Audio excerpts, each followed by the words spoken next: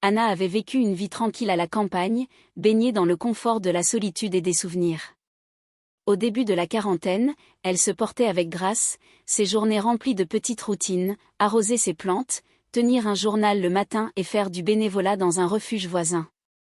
Elle avait connu l'amour des années auparavant avec un homme qui lui avait apporté la paix. Mais une maladie tragique l'avait emporté trop tôt. Après des années à essayer d'avoir un enfant sans succès, elle avait peu à peu accepté que la maternité ne soit peut-être pas sur son chemin.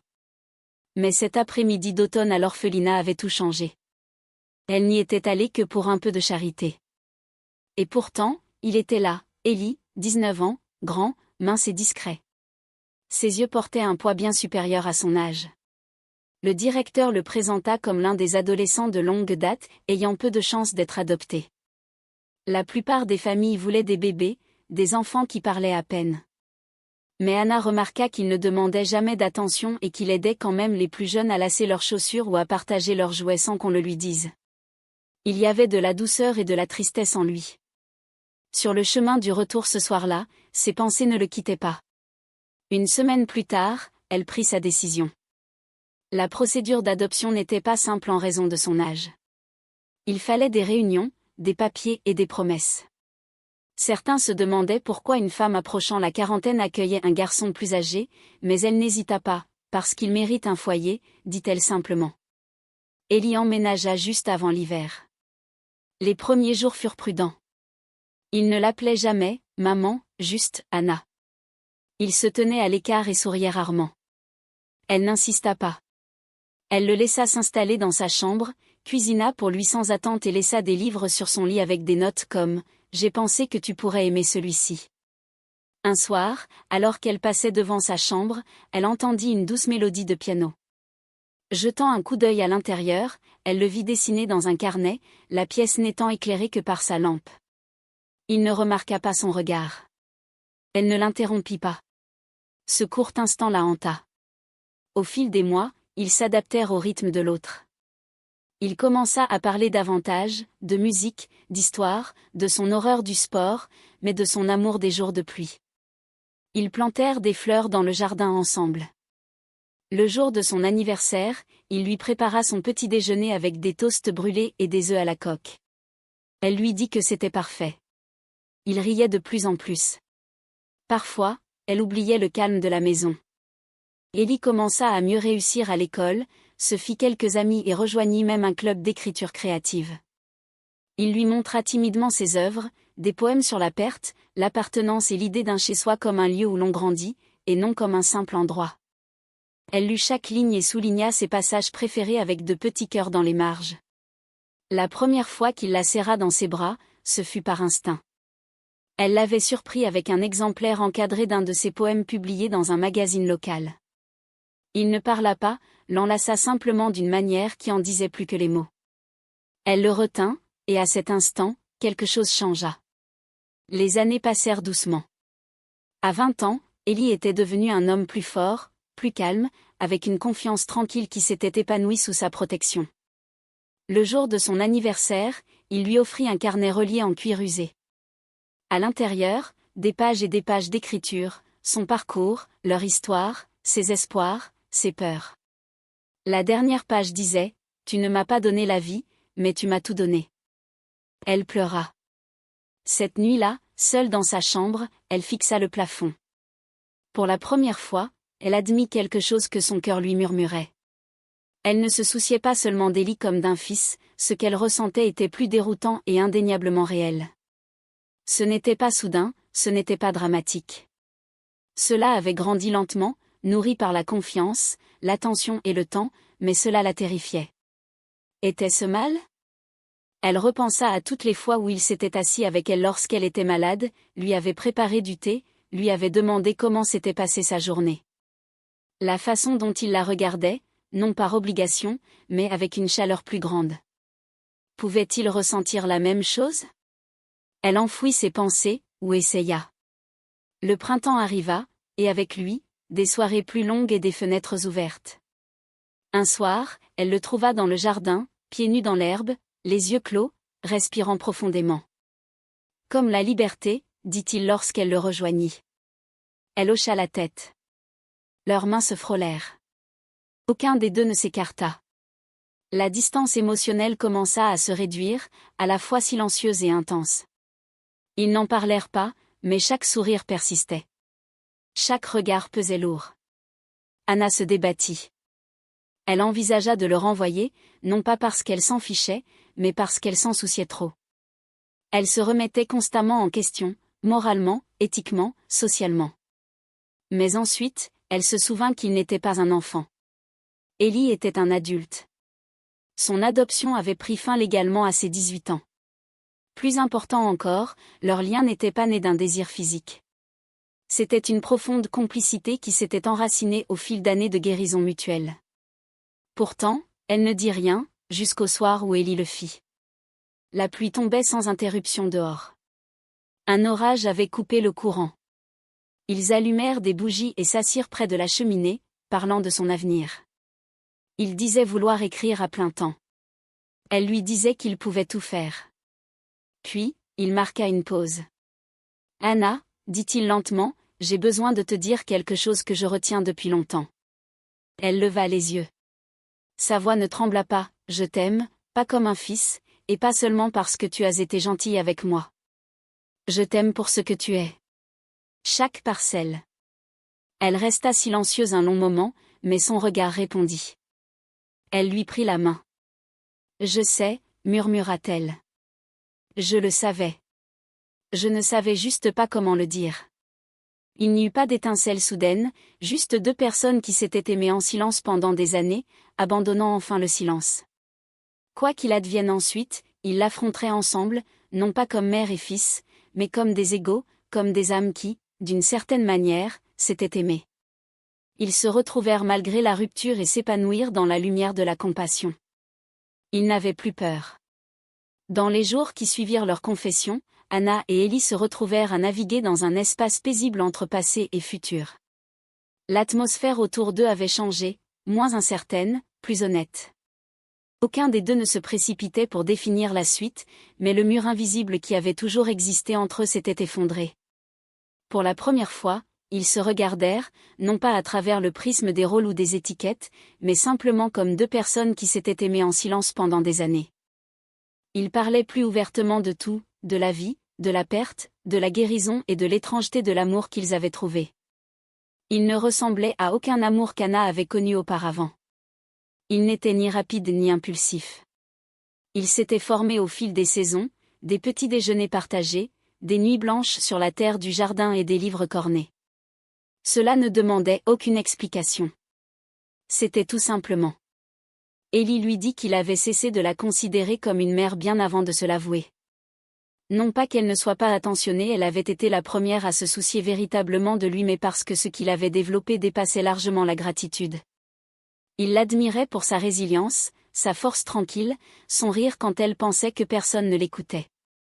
Elle lui avait offert un foyer, certes, mais elle lui avait aussi donné une raison de croire qu'il méritait d'être aimé. Anna, à son tour, admit que ce changement l'avait effrayée, non pas à cause de ce qu'elle ressentait, mais à cause de la façon dont le monde pourrait le percevoir. Elle s'était posé 1000 questions, mais chaque réponse la ramenait à la même vérité, il n'était pas son enfant par le sang, ni son dépendant, ni son obligation. Il était son égal. Leur amour n'était pas né d'un fantasme. Il avait des racines. Pourtant, ils furent prudents. Ils cherchèrent la clarté. Ensemble, ils consultèrent un thérapeute, une personne extérieure à leur entourage qui pouvait les aider à faire le point sur leurs sentiments. Le thérapeute les écouta, posa des questions, après plusieurs séances, leur laissa l'espace nécessaire pour expliquer ce qu'ils étaient en train de devenir. Aucun jugement ne fut porté, juste un rappel, l'amour est précieux quand il est réciproque, mature et fondé sur le choix. Finalement, Ellie choisit de dissoudre légalement l'adoption, non pas par honte, mais pour leur donner à tous deux l'espace nécessaire pour construire une relation sans mauvaise interprétation. Les formalités administratives furent faciles, les émotions, elles, étaient compliquées. Mais après, ils se sentirent plus légers, plus connectés.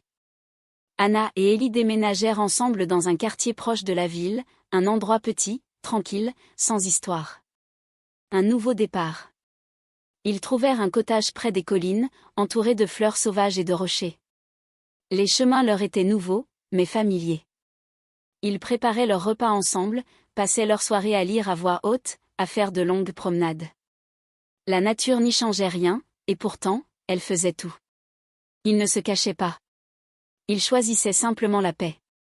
L'explication qu'ils donnaient était simple, c'était un couple atypique. Certains haussaient les sourcils, d'autres souriaient, mais ils arrêtèrent de chercher à convaincre qui que ce soit. Ils n'avaient rien à prouver au monde. Le jour du 49e anniversaire d'Anna, Ellie la demanda en mariage. Pas de bague au début, juste des mots, nous avons été tout l'un pour l'autre, étrangers, partenaires, famille. Veux-tu être à moi maintenant, pour l'avenir ? Elle dit oui avant même qu'il ait terminé sa demande. Lors d'une petite cérémonie dans leur jardin, avec seulement quelques amis proches qui connaissaient leur histoire, ils échangèrent leurs vœux sous un ciel partagé à travers les tempêtes et les étoiles. Ils promirent de s'aimer avec la même patience dont ils avaient fait preuve autrefois, de ne jamais laisser le monde définir leur amour par des étiquettes, mais seulement par la vie qu'ils continueraient à construire. Il y avait de la musique, des rires discrets et un sentiment de clôture. Leur amour ne demandait aucune validation. Il suffisait d'être là, nourri par l'attention, le respect et l'intention pendant des années. Leur quotidien resta simple. Ellie publia un roman, mi-mémoire, mi-poème, intitulé La forme de l'appartenance. La dédicace disait « À la femme qui m'a trouvée alors que je ne savais pas que j'étais perdue, un amour qui m'a appris à tout réécrire que je croyais arrangé. » Anna enseignait l'écriture créative dans un centre communautaire local. Ses élèves étaient des adolescents, la plupart avec des histoires difficiles. Ils ne parlaient jamais pleinement de leur histoire, mais sa présence rayonnait d'un espoir spontané que la vie pouvait changer, une beauté inattendue. Ils vécurent sans tambour ni trompette. Il y eut des moments, bien sûr, où le doute surgissait, des visites, des murmures du passé ou des questions d'inconnus qui ne comprenaient pas.